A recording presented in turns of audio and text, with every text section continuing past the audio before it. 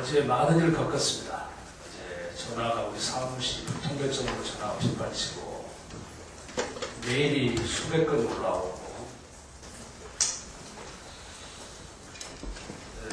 빨갱이라는 얘기부터 시작해서 또 일부에서는 용기를 주신 분도 계시고 또 조언을 주신 분도 계십니다.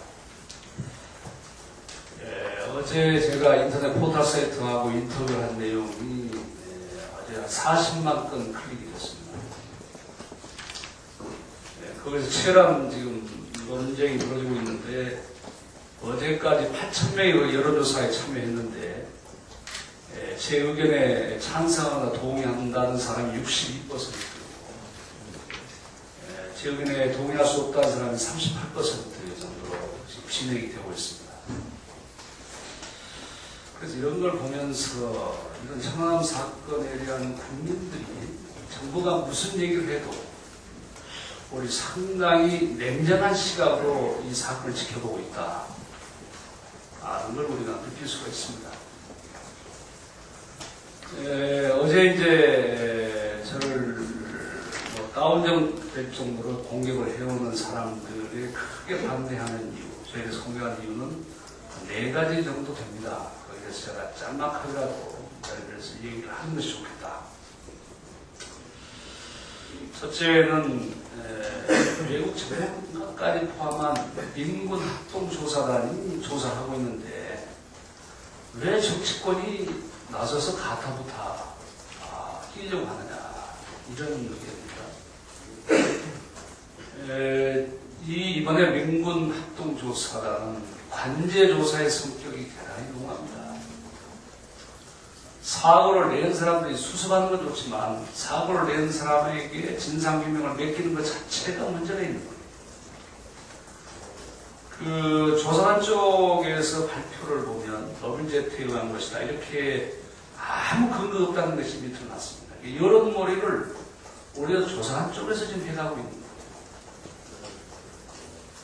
이 문제에서 왜 정치권이 나섰냐고 하는데 과연 그러면 누가 나서야 조사에 대한 객관성과 중립성을 보장할 수 있겠습니까? 어제 한나라당이 우리 원내대표 여야 원내대표 회의에서 국정조사는 물론이고 국회 차원의 특위조차도 지금 거부하고 있습니다.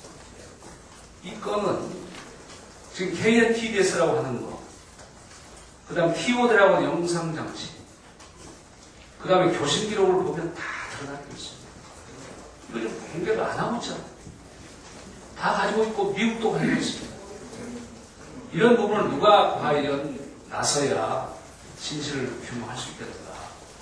정치권은 그럼 침묵만 지키고 있어야 되는 것인지 하는 얘기입니다. 두 번째는 당신은 군사 전문가도 아니고 선박 전문가도 아닌데 뭘 안다고 그러느냐 지금 이런 얘기인데요. 물론 이 청남 사건에는 전문적인 지식이 필요한 부분도 있습니다만 건전한 상식을 가지고 납득할 수 있어야 됩니다. 그래야 국민들이 이해를 합니다. 그래서 전문 분야라고 해서 이걸 매일에 감추려고 하지 말아요. 세 번째는 지금 이렇게 당신이 얘기하는 것은 군의 명예라든지 유가족의 명예를 심히 훼손하고 있지 않나 하는 얘기인데 저는 희생자에 대한 최대한 예우는 우리가 갖춰야 된다고 봅니다. 그러나 군의 명예라는 것은 진실 위에 기초할 때 그 가치가 이용하는 겁니다. 우리가 북한에 비해서 강점이 뭡니까? 우리 대한민국은 진실 위에 기초 있기 때문에 북한보다 강한 거예요.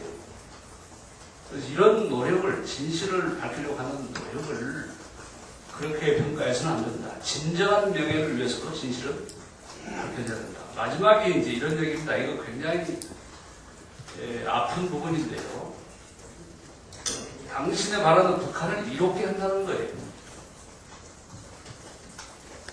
어제 모 일간지 사설에서조차도 김효석이는 종북적인 발언을 그만둬라 이런 사설을 썼어요. 어제 한 신문에서 좌빨로 몰고 있습니다. 이 김효석을 좌빨로 몰고 있어요.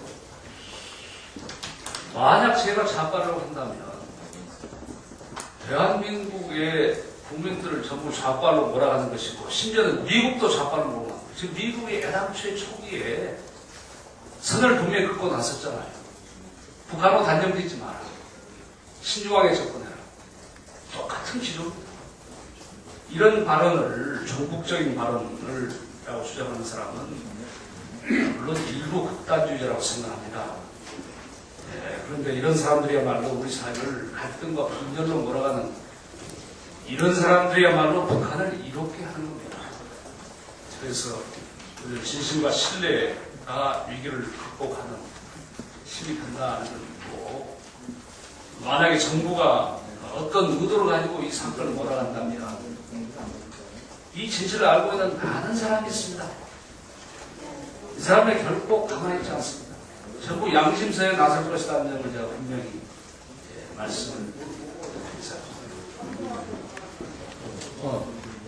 제6기 지방선거를 앞두고 이제 경찰과 선관위의 과잉 대응에 대해서 몇 가지 말씀을 드리도록 하겠습니다. 먼저 경찰은 이제 4대강 반대 운동이나 이제 친환경 무상급식과 관련해서는 그 집회나 기자회견들을 불법 시위로 몰면서 강제 해산이나 연행과 같은 강경 대응을 지금 하고 있습니다. 4월 15일에도 25개 지역 선관위는 시민단체를 주축으로 진행이 되어오던 친환경 무상급식 서명운동에 대해서 선거법 위반 소지가 있다라고 해서 금지 통보를 했습니다. 4월 4일에는 경기도 선관위는 이제 지울 스님의 4대강 사진전을 선거법 위반이라고 또 통보한 바도 있습니다. 이러한 선관위의 대응은 두 가지 점에서 그 문제가 있다고 봅니다. 첫 번째로 형평에 벗어나는 선거법을 적용하는 그 형태입니다. 4대강에 대한 찬성 홍보물과 광고에 대해서는 어떠한 조치를 취하지 않고 있습니다. 반대하는 진영의 활동만을 제지하고 있다는 것입니다. 두 번째는 가장 중요한 법의 정신인 일관된 기준을 적용하고 있지 않은 것입니다. 무상급식운동은 지난 2000년 초부터 진행해 왔지만 선관위로부터 그동안 어떠한 제지도 없었습니다. 그런데 이제 와서 갑자기 무상급식운동에 대한 선거법 위반 운운하는 것은 전형적인 이혈령, 비혈령인 것입니다. 따라서 우리 민주당은 건전한 선거운동에 대한 과도한 탄압과 고무줄 잣대를 대는 형태를 강력하게 경고하는 바입니다. 그리고 향후 이러한 사례들을 수집하고 강력한 대응을 할 것입니다.